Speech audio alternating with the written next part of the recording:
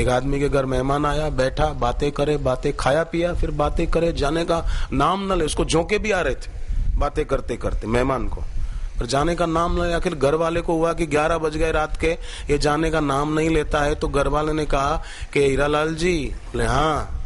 बोले मुझे लगता है आपको नींद आ रही है। बोले हाँ नींद तो आ रही है।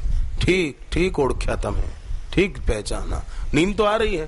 तो फिर क्या? बोले मैं कब से सोच रहा हूं कि तुम घर कब जाओगे ताकि मैं सो जाऊं।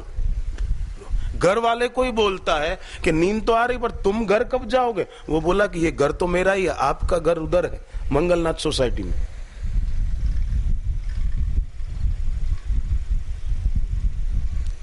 मेहमान मेजबान बन बैठा है, अतिथि मालिक बन बैठा है। तो ऐसा ही संसार में भी है। जैसे हम लोग यहाँ आए हैं, जो भी बाहर से आए हैं, तो पता है ना कि भाई सत्संग 6 तारीख को पूरा हो जाएगा, तो हम सुबह दोपहर या कोई शाम की ट्रेन से निकल जाएंगे। यहाँ रहना थोड़ी है। ऐसे ही संसार में रहना नहीं है, जाना है। जाना है तो ज्यादा से ज्यादा गुरु मंत्र का जप, तप, सुमिरन, कमाई अधिक से अधिक हो।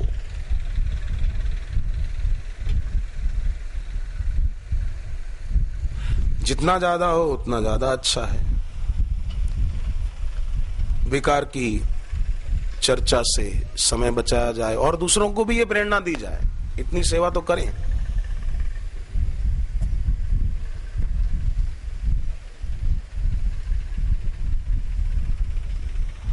तो अतीत में न डूबकर ज्ञान स्वरूपो भगवान, भविष्य के हम मालिक बने, हमारा भविष्य हम खुद सुधारें। कैसे सुधारे? विष्णु सहस्त्र नाम कहता है, ओम विश्वम विष्णु वषट्कारो भूत भव्य भवत प्रभु।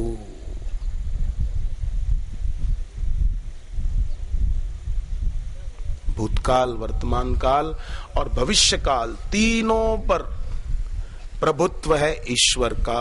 तो उस ईश्वर का नाम जिस साधक ने गुरु से दीक्षा में लिया है और वो जपता है, उसका भूत भविष्य वर्तमान सब बढ़िया हो जाता है। भूतकाल में कोई भूल हुई हो वो भी माफ हो जाती है। मैंने सुबह एक कथा छोटी सी राजा की, गुरुदेव पधारे थे इसलिए कथा रह गई थी। राजा पुण्य निधि दक्षिण भारत में सेतुबंध रामेश्वर की यात्रा पर गए थे। तो वहां से थोड़ा दूर एकांत में चले गए। सोचा थोड़े दिन यही रहते हैं, बेटे को राजकाज सौंप के आए हैं, थोड़ा एकांत में साधना करते हैं, जप करेंगे, ध्यान करेंगे, फिर सेतुबंध रामेश्वर जाएंगे, पूजा करके आएंगे शिव जी की, फिर आके यहाँ बैठेंगे एकांत में।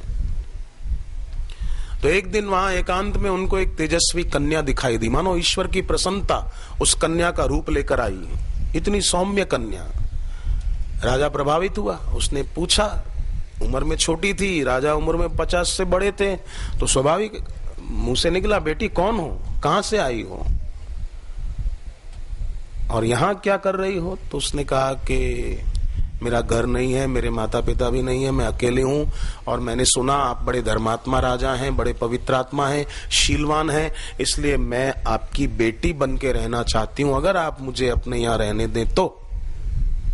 राजा ने कहा ठीक है बेटी, पर बोले एक शर्त पर, मुझे कोई भविष्य में अगर परेशान करे, मुझे स्पर्श करे तो आप उसको सजा दोगे, उसको जेल में डाल दोगे। बोले बिल्कुल ठीक, वचन देता हूं। तो मेरी बेटी है, मेरी बेटी को कोई तंग करे मैं उसको सजा दूंगा। अब वो लौट आए महल में, वो रहने लगी रानी के साथ, मां के साथ। कुछ महीने बीते। एक दिन ये कन्या वाटिका में फूल चुनने गई। वहां एक ब्राह्मण आया। ब्राह्मण भी बड़ा तेजस्वी लग रहा था। तो वो ब्राह्मण ने इस कन्या को देखा, तो कन्या भी देखती रह गई उस ब्राह्मण की तरफ, ब्राह्मण कन्या की तरफ। ब्राह्मण ने इतने में आकर उस कन्या का हाथ पकड़ा। तो कन्या तो देखती रह गई और फिर अचानक चिल्लाई। सब आ गए, राजा को बुलवाया गया।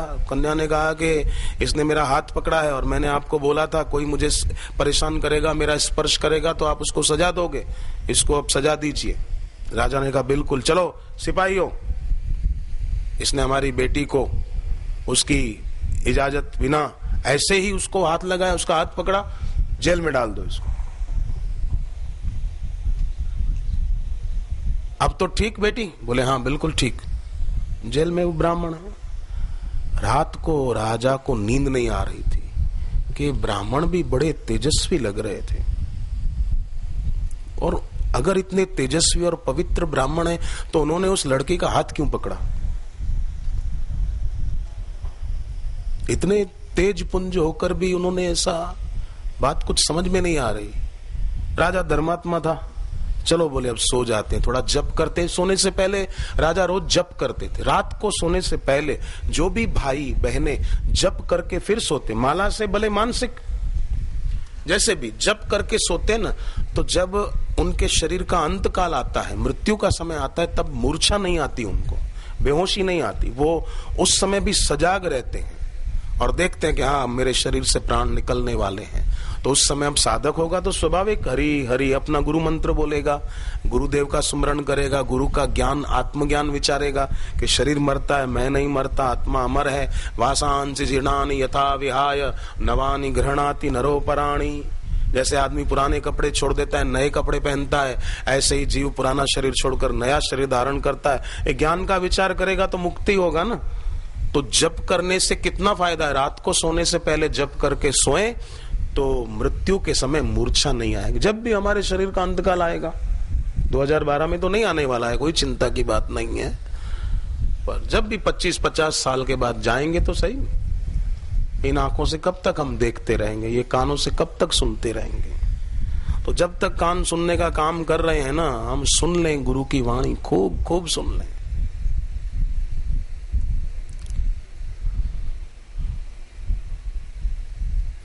लाभ राम सुमिरन बड़ो, बड़ी बिसारे हानि। सा हानि स्तन महद छिद्रम, सा चांद जड़मूढ़ता।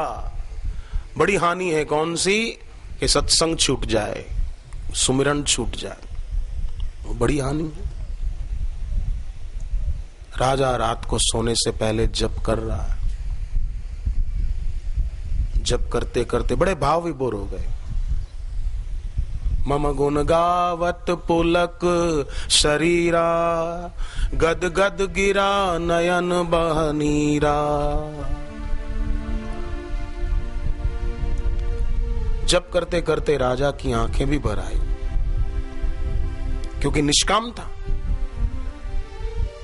रोज 24 घंटे में एक टाइम ऐसा निकालता था राजा की उसकी आंखों में आंसू आए, प्रेम के, भक्ति के। मम गुण गावत पुलक शरीरा, गद गद गिरा नयन बहनीरा। कामादि मद दंभ न जाके, तात निरंतर बसहु में ताके। जप करते करते राजा सो गए।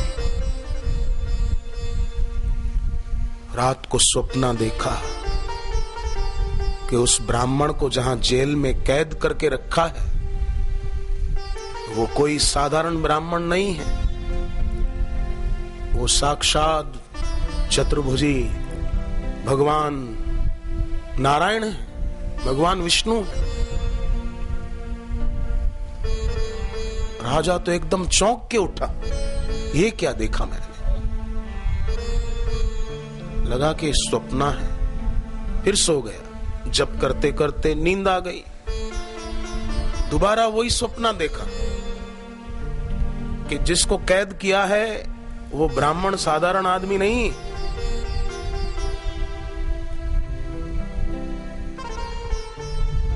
राजा के हाथ जुड़ गए, स्वप्न देख रहा है। मंगलम भगवान विष्णु, मंगलम गरुड़ध्वज, मंगलम पुंडरीकाक्ष मंगलाय तनो हरि।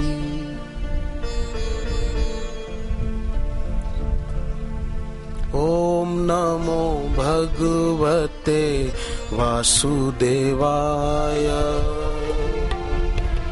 भगवते वासुदेवाय। ओम नमो भगवते वासुदेवाय। ओम नमो भगवते वासुदेवाय। ओम नमो भगवते वासुदेवाय। ओम नमो भगवते वासुदेवाय। ओम नमो भगवते वासुदेवाय। ओम नमो भगवते वासुदेवाय। ओम नमो भगवते वासुदेवाय। ओम नमो भगवते वासुदेवाय।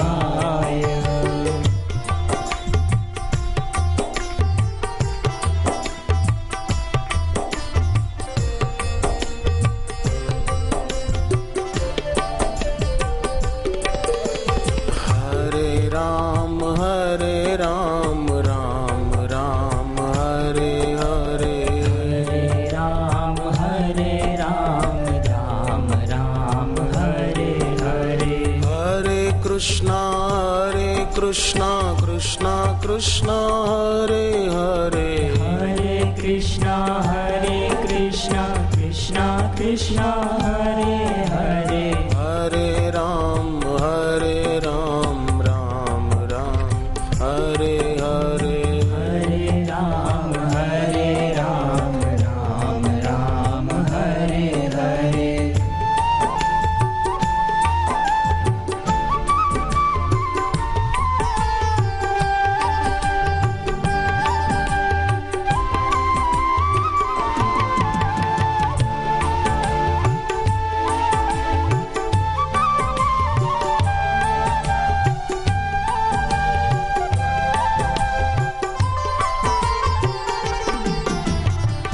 चंचल था ये मन रूपी भंवरा। चंचल था ये मन रूपी भंवरा। गुरु ज्ञान से ही ये संवरा। गुरु ज्ञान से ही ये संवरा। रहेंगे गुरु शरण में सजदा करेंगे सजदा करेंगे। रहेंगे गुरु शरण में सजदा करेंगे सजदा करेंगे।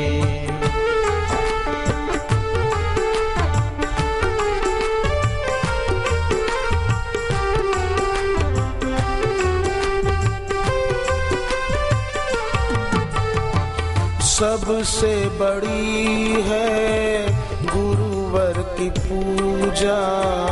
सबसे बड़ी है गुरुवर की पूजा। गुरु समना कोई दूजा। गुरु समना कोई दूजा। सेवा और पूजा हम तो करते रहेंगे करते रहेंगे। सेवा और पूजा हम तो करते रहेंगे करते रहेंगे।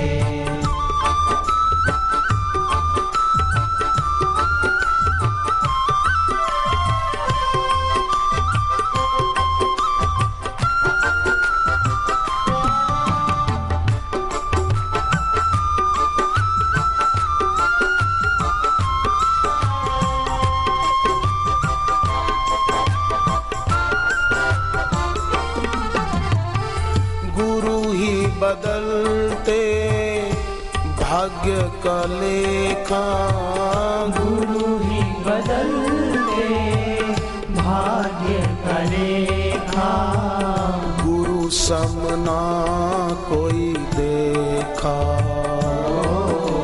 गुरु समना कोई देखा।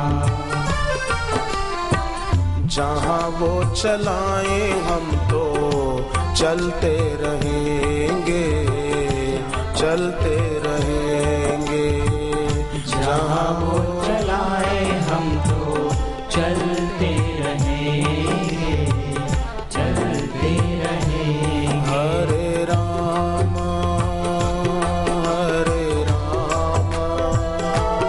राम राम हरे हरे, हरे राम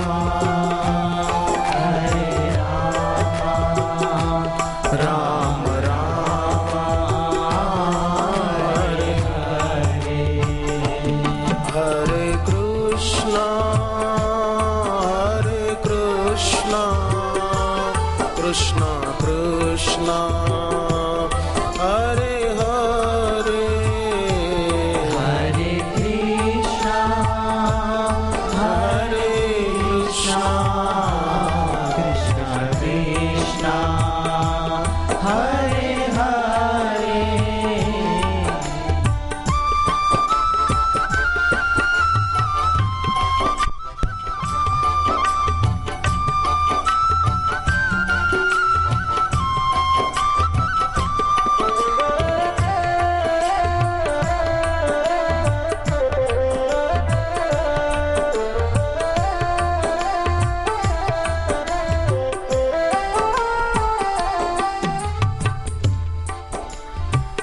भक्ति में इनकी मन जो रमाया, भक्ति में इनकी मन जो रमाया। छूटे भरम छूटी माया, छूटे भरम छूटी माया। गुरु जो कहे हम वो करते रहेंगे, करते रहेंगे। गुरु जो कहे हम वो करते रहेंगे, करते रहेंगे। ओम नमो भगवते वासुदेवाय, ओम नमो भगवते वासुदेवाय, वासुदेवाय वासुदेवाय, वासुदेवाय। वासुदेवाय। जीवन भर की दौड़ के बाद लोग अंत में वहीं होते हैं कि यात्रा फिर से शुरू हो जाए। 84 लाख की एक सपने की तरह जीवन बीत जाता है। सपना माने वस्तु हाथ में मालूम पड़े पर हाथ में हो नहीं। वही तो, सपने में कोई चीज मिलती हुई दिखती है पर वास्तव में कहाँ मिलती। सपने की तरह ही जीवन बीत जाता। जन्म और मृत्यु के बीच का जो जीवन है वो एक अवसर है। उस अवसर में कई लोग कचरा इकट्ठा कर लेते हैं। कोई साधक विरले समझदार होते हैं, वो दैवी संपदा बटोर लेते हैं गुरु के पास बैठकर। बाकी तो कचरा ही इकट्ठा करते हैं। एक आदमी ने अपने दोस्त को कहा, चल तेरे को पूरे शहर में घुमा के लाऊं, मुफ्त में, कोई किराया नहीं, नगर यात्रा पूरे शहर में घुमाऊं। चल, उसको लगा कि अच्छी बात है, ऑटो में जाऊंगा, टैक्सी में जाऊंगा, किराया खर्च होगा, ठीक है चल तू ले चल। गया तो पता चला वो म्युनिसिपैलिटी में गाड़ी चलाता था, पूरे शहर का कचरा इकट्ठा करने वाली गाड़ी चलाता था। उसमें बिठा कचरे की गाड़ी में घुमाया उसको। संसार में लोग जो सदगुरु और ईश्वर की महिमा को नहीं जानते, नहीं मानते, वो खुद के दिमाग में तो कचरा भरते हैं, औरों को भी उसी रास्ते ले जाते कि चल तुझे घुमा के लाऊं। अब कहां ले गया उसको? वो तो शायद बीच में उतर भी गया होगा, हो सकता है, कचरे की बदबू से। पर कई लोगों को तो पता ही नहीं चलता कि ये कुछ असामाजिक तत्व के लोग कई विघ्न संतोषी गुजराती में जिसको बोलते हैं, ऐसे विघ्न संतोषी लोग हमारे दिमाग में कचरा भर रहे हैं, वो उनको पता भी नहीं चलता। उसको तो पता तो चला ना, कचरे की गाड़ी में घुमाया मेरे को, और आधे रास्ते से जरूर उतर भी गया होगा, वो बैठा नहीं रहा होगा दिन भर। लोग सारी जिंदगी बिता देते हैं, कचरा भरते रहते हैं। कितनी नासमझी, और फिर पता भी नहीं चलता ऐसे लोगों को। सांप के आगे बैठे रहे क्या अमृत मिलेगा, बबूल के पेड़ के नीचे बैठे रहे क्या आम मिलेंगे, दिए का फ्लैक्स लगाकर बैठे रहे क्या उजाला मिलेगा, खाली गिलास होठों के पास लेकर बैठे हैं क्या प्यास मिटेगी। जिनके जीवन में सदगुरु नहीं, गुरु भक्ति नहीं, सत्संग नहीं, दीक्षा नहीं, गुरु से दीक्षा भी नहीं ली, ऐसे लोगों की ही संगति करते रहे तो ये तो ऐसा है कि प्यास लगी है पर खाली गिलास होठों के पास लाकर प्यास मिटाना चाहते हैं। ये कैसे मिटेगी? यहां प्यास लगी है पर अंगारों की तरफ जा रहे हैं। तो जन्म और मृत्यु के बीच मिले अवसर में लोग कई कचरा इकट्ठा कर लेते हैं, साधक दैवी संपदा कमा लेते हैं, धर्मशाला को घर मान लेते हैं, सपनों को सच करने की चेष्टा में लगे रहते हैं, सोचते ही नहीं कि अभी आंखें ठीक देख पाती है, कान सुन पाते हैं, पैर चल पाते हैं, तो जल्दी ही अनंत ईश्वरीय पथ हेतु पाथे जुटा लें, पर नहीं।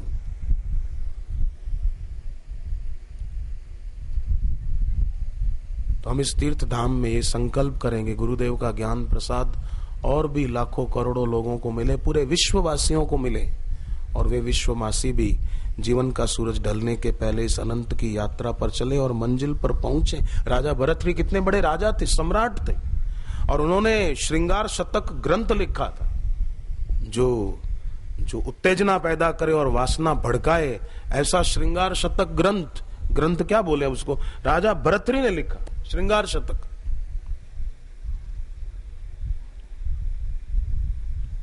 पर जल्दी ही राजा भरतरी को बात समझ में आ गई, इसलिए भरतरी ने श्रृंगार शतक के बाद फिर वैराग्य शतक भी लिख दिया।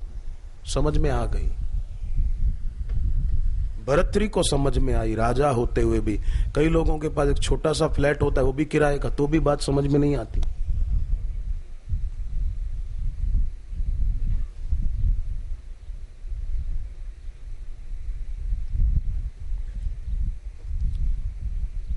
पुण्य नहीं, ईश्वर की कृपा नहीं।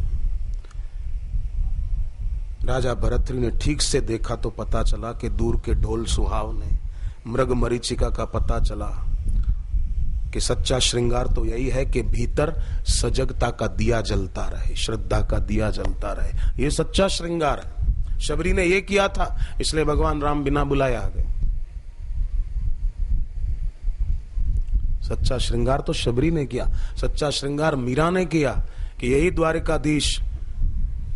कई लोगों ने दर्शन किए, पर मीरा ने जैसे किए ऐसे किसने किए? सबने नहीं किए जैसे मीरा ने किए। द्वारिकाधीश में यही मीरा समा गई। कैसी भक्ति रही होगी, कैसा भाव रहा होगा, कैसा जीवंत भाव। सजीव जप करती थी मीरा, कई लोग निर्जीव जप करते हैं। राजा को स्वप्ने में दिखा कि अरे ये तो साक्षात भगवान विष्णु है, कोई ब्राह्मण नहीं है। फिर तो राजा उठ गए। दूसरी बार भी जब ऐसा स्वप्न आया तो उठे, एक दो सेवकों को साथ लिया, गए जहां उनको कैद कर रखा था। दरवाजा खोला, दंडवत प्रणाम किया, ब्राह्मण अपने असली रूप में आ गए। राजा को भगवान के साकार रूप में दर्शन हो गए। राजा तो चरणों में गिरकर बार बार माफी मांगने लगा कि प्रभु मैंने आपको कैद किया, मैंने आपको जेल में डाला, मुझे माफ करो प्रभु, मुझे क्षमा करो, आप जो कहोगे मैं प्रायश्चित करूंगा, मैंने आपको कैद में रख दिया। और फिर जाके सो गया खुद महल में। खूब राजा बार बार प्रणाम करके माफी मांग रहे। इतने में वो कन्या आई। वो कन्या साधारण कन्या नहीं थी, साक्षात भगवती लक्ष्मी थी। वो भी आ गई। राजा तो उस कन्या को देखे कि ये हमारे यहां बेटी बनकर रही थी, मैं इसको ये जगत जननी और मैं इसको बेटी बेटी बोलता रहा। ये माँ है, माँ लक्ष्मी, और मैं इसको बेटी कह के पुकारता रहा। राजा उनके चरणों में भी प्रणाम करते हैं कि माँ मुझे माफ कर दे, मुझे माफ कर दे, मुझे माफ कर दे, मैंने बहुत बड़ी भूल कर दी प्रभु, मेरा ये अक्षम्य अपराध माफी करने के लायक नहीं है, ये अपराध मेरा जो माफ करने के लायक नहीं, फिर भी मैं माफी मांगता हूं प्रभु, मुझे माफ करो, मुझे माफ करो। भगवान ने राजा के सिर पे प्यार भरा हाथ रखा। शिरसी देहि न श्री कर ग्रहम, राजा ने बोला नहीं, पर भगवान ने रख दिया। और राजा को भगवान ने कहा कि तुमने कहां कोई अपराध किया है जो माफी मांग रहे हो? बोले मैंने आपको जेल में रखा, ये मेरा अपराध नहीं।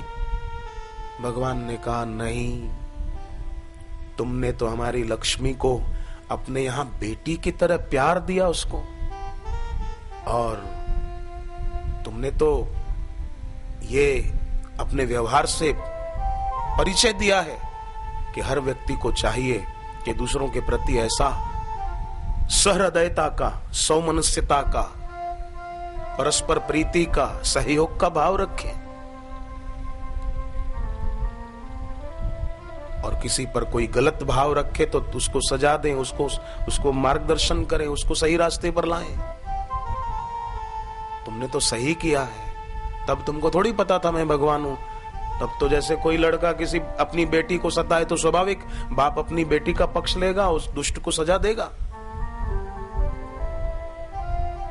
तुमने कोई अपराध नहीं किया, और तुमने कोई अपराध किया भी होता ना तो राजन, मैं अपने प्यारे भक्तों के अपराध को अपराध नहीं मानता हूं। मैं देखता हूं कि भक्त है तो मेरे दिल से उसके लिए क्षमा ही निकल जाती है। कोई बात नहीं, है तो भक्ति के रास्ते।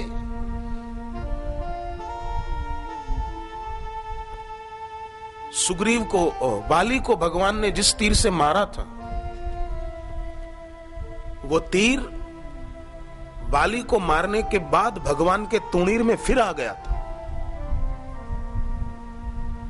और जब सुग्रीव राजकाज में भगवान को भूलकर भोगों में डूब गया, तब भगवान ने लक्ष्मण को कहा कि जिस तीर से मैंने वाली को मारा था वो तीर फिर से मेरे तुणीर में आ गया था, मैं उसी तीर से अब सुग्रीव को मारूंगा। वो रामकाज भूल गया, भोगों में डूब गया। 4 महीने बीत गए। सुग्रीवहु सुधि मोरी बिसारी। लक्ष्मण जी ने कहा आप चिंता मत करो, ये काम मैं करके आता हूं, मैं उसको मार के आता हूं। तब भगवान के भीतर जो करुणा भरी हुई है वो शब्दों में बरस पड़ी। नहीं तो चाहते तो बोल सकते थे कि तीर मेरे पास आया था, मैं मारूंगा, बोला भी था, तू मत जा, मैं उसको मार के आऊंगा। नहीं, लक्ष्मण ने कहा मैं मार के आता हूं। भगवान ने कहा नहीं, मारना नहीं उसको।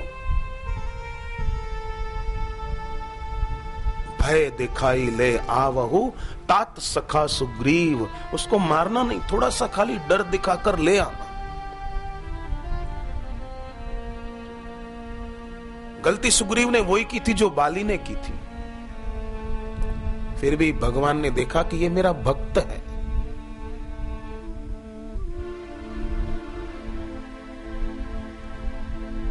और इसके लिए मुझे 2 लोगों ने, 2 बड़ी हस्तियों ने इससे मित्रता करने की सलाह दी। एक शबरी ने और दूसरे हनुमान जी ने। हनुमान जी ने जिसके लिए मुझे मित्रता करने को कहा वो आदमी मारने योग्य नहीं है। ये आने वाली पूर्णिमा हनुमान जयंती है।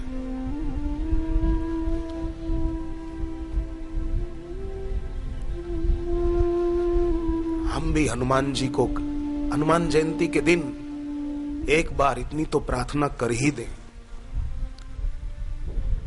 कि आपकी जैसी निष्ठा और सेवा की भावना है ऐसी हमारी तो हो नहीं सकती, पर फिर भी हमारी जितनी है उतनी बनी रहे, कम तो ना हो।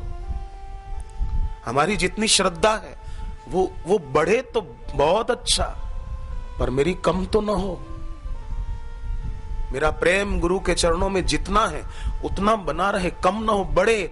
आपकी मेहरबानी, आप तो अष्ट सिद्धि नव निधि के दाता हो। तुम उपकार सुग्रीव ही कीना, राम मिलाए राजपद दीना।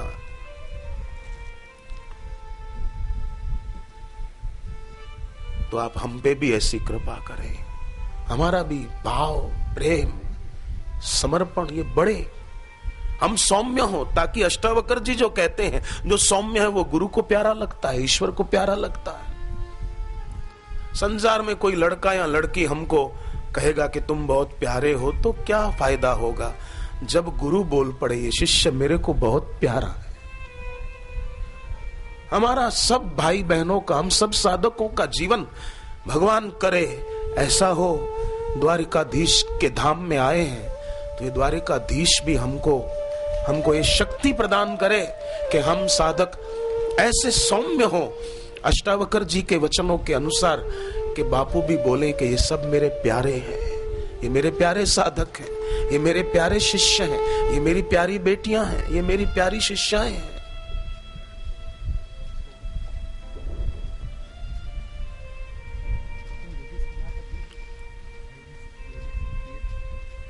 हम ऐसे भक्त हो। हनुमान जी स्वयं कैसे हैं?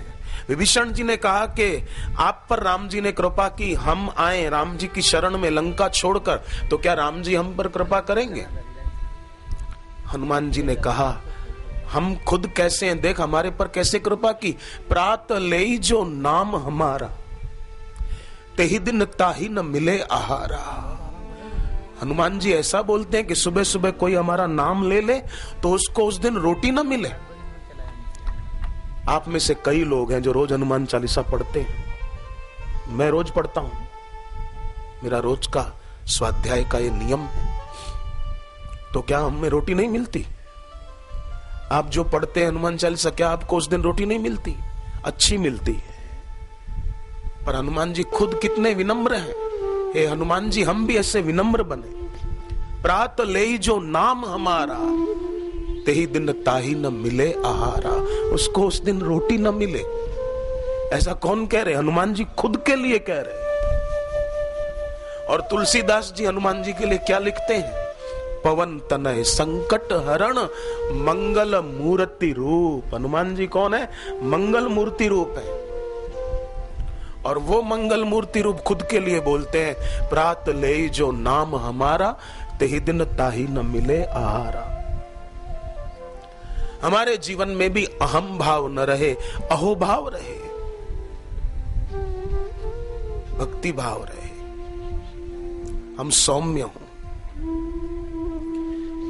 हमारे जीवन में भी श्रृंगार शतक नहीं, वैराग्य शतक हमारे दिल में हो। भगीरथ राजा को बाद में समझ में आई बात, भरतरी राजा को, हमें भी आ जाए। हमारे जीवन में भी वैराग्य शतक अंदर स्थापित हो जाए, उसकी स्थापना हो। हम भी वीतरागी हों। पश्चिम के बड़े विचारक शोपनहार उपनिषदें सिर पर रखकर नाचे थे, गणित की किताबें लेकर नहीं नाचे थे।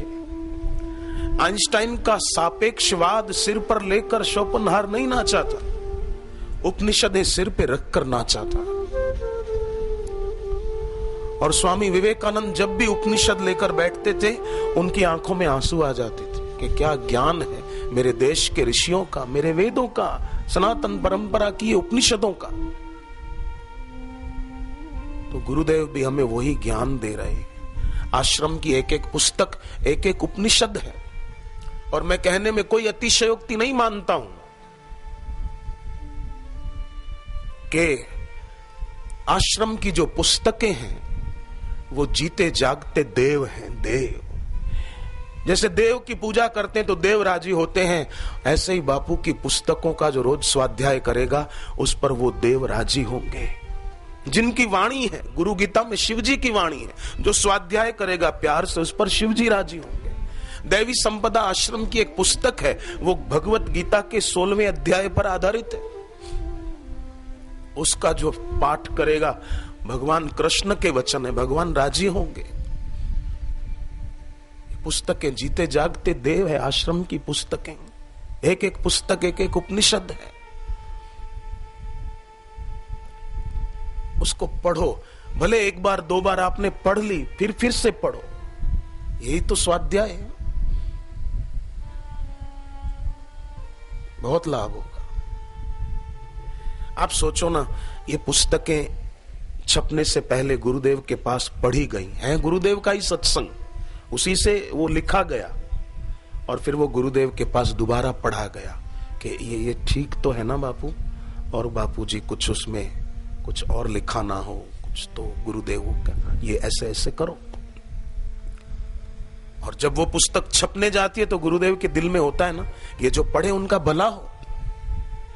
वो कोरे शब्द नहीं है, वो गुरु की दुआ है, गुरु का आशीर्वाद है, गुरु की तपस्या है, गुरुदेव का अनुभव है।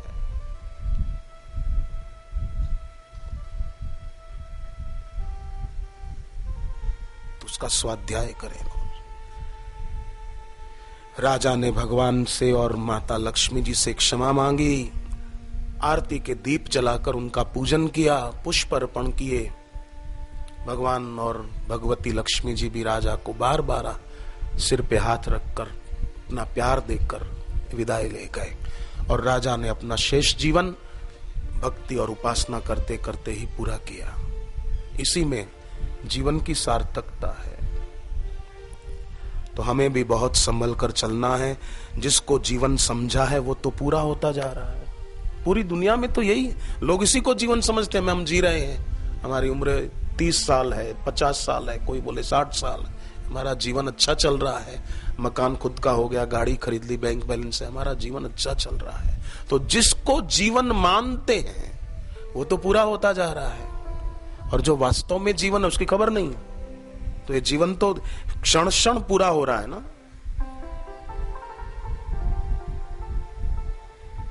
रिश्ते जो दिख रहे थे वो साथ तब न देंगे, जिनके लिए किया सब वो कुछ न कर सकेंगे, कुछ न कर सकेंगे।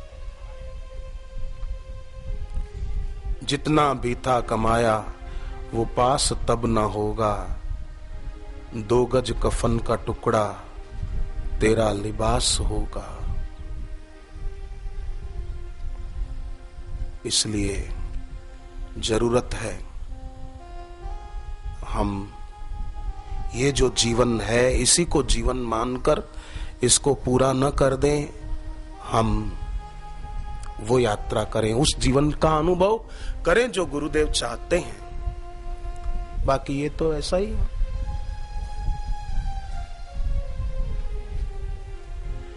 रिश्ते जो दिख रहे थे वो साथ तब न देंगे, रिश्ते जो दिख रहे थे वो साथ तब न देंगे, जिनके लिए किया सब वो कुछ ना कर सकेंगे, जिनके लिए किया सब वो कुछ ना कर सकेंगे।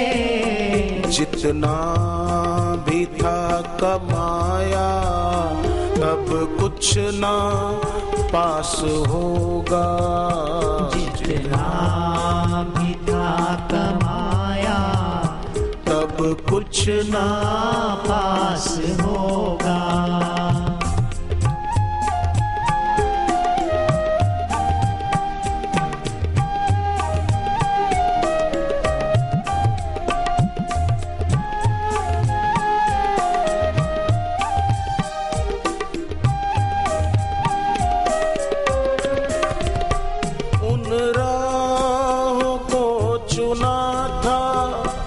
जिनकी ना कोई मंजिल, उन राहों को चुना था जिनकी न कोई मंजिल।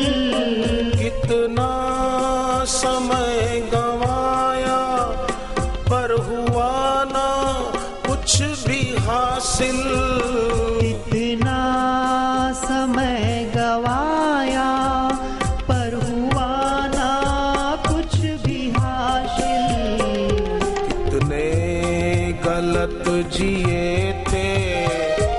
एहसास तब होगा कितने गलत जिए थे, एहसास तब होगा।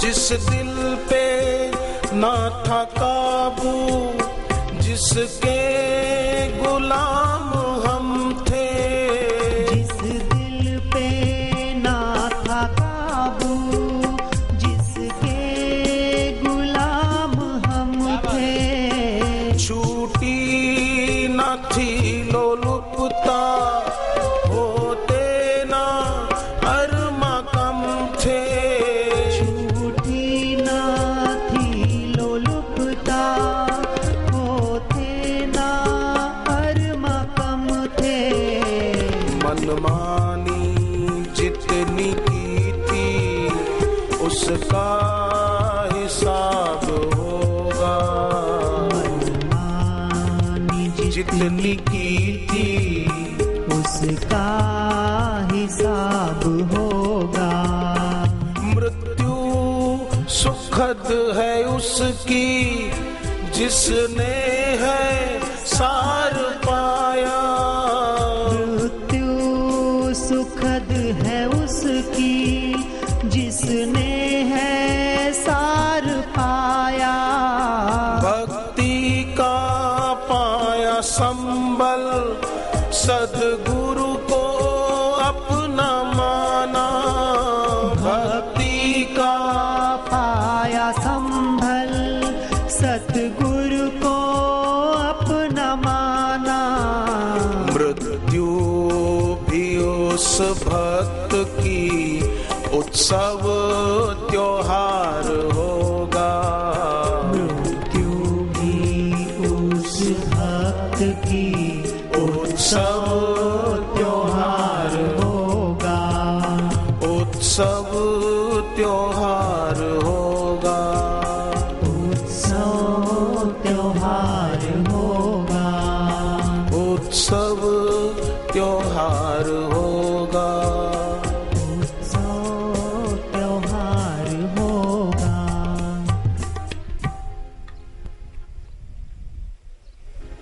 सौम्य अष्टावकर जी कहते हैं, ज्ञान स्वरूपो भगवान आत्मा त्वं प्रकृते परः नात्र मोहम कुरुत्स्वभो।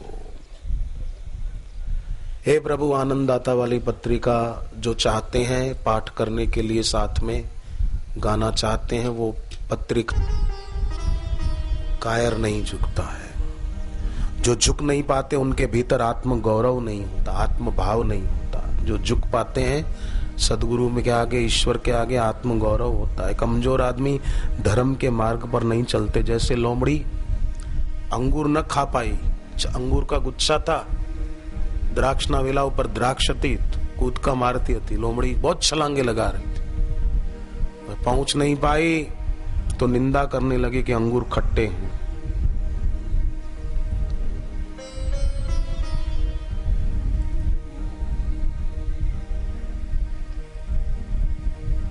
पर साधक पहुंच पाते हैं।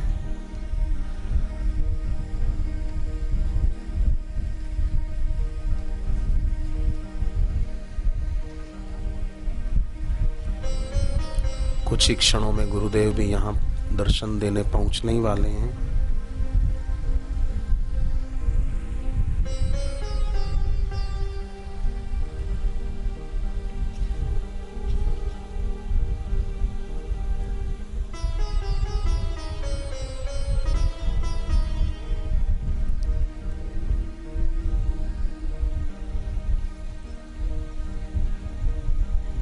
पीछे जिनको बहनों को बैठने की जगह नहीं, कुछ बहनें धूप में बैठी, ऐसा मुझे यहाँ से दिख रहा है, तो वो यहाँ साइड में बैठने की जगह है। बहनों, आपकी अनुमति है? पूछूं? अभी आपको घर की याद आ रही है? किसी को दुकान वालों को दुकान की याद आ रही है? बोलो, घर की याद आ रही बहनों? नहीं आ रही? फिर तो आपको मेरा प्रणाम है सबको। वहां अगर करूंगा तो आप करने नहीं दोगे, यहीं से सबको प्रणाम। क्यों? अष्टावकर गीता का एक श्लोक है, असंसारस्य तु क्वापि न हर्षो न विषादता। अष्टावकर जी कहते हैं, असंसारस्य तु क्वापि न हर्षो न विषादता स शीतल मना नित्यम विदेह इव राजते। जिसके अंदर संसार की याद न रही, आसक्ति न रही, है तो ज्ञानी महापुरुष के लिए, पर फिर भी ज्ञानी गुरु के भक्त भी तो कम थोड़ी होते हैं। ज्ञानी गुरु के भक्त भी तो भक्त होते हैं ना। हम कोई साधारण व्यक्ति के शिष्य थोड़ी, समर्थ गुरु का शिष्य भी जैसा बाप ऐसा बेटा होना चाहिए। असंसारस्य तु क्वापि न हर्षो न विषादता स शीतल मना नित्यम। बाहर धूप है, आपके दिल में कोई है गर्मी, तपन, अशांति है? नहीं है। स शीतल मना नित्यम विदेह इव राजते। जब तक हर्ष विषाद है तब तक शीतल न हो पाएंगे। वो गया शीतल। भगराग गया, हट द्वेष गया, अघ चूर्ण गया, अणु पूर्ण बया, नहीं द्वैत रहा समय एक बया। असंसार तो आपके मन में घर की याद भी नहीं, दुकान की याद नहीं, जिस शहर के हो उस शहर की भी याद नहीं। और अभी याद एक ही है कि गुरुदेव अब आएंगे, अब आएंगे, अब आएंगे, अब आएंगे। तो विचारो दिल में है गुरु, संसार रहा नहीं, है ना? तो विदेह इव राजते स शीतल मना नित्यम। तो जिनकी याद दिल में है वो गुरुदेव भी अब पधार रहे हैं। स शीतल मना नित्यम विदेह इव राजते।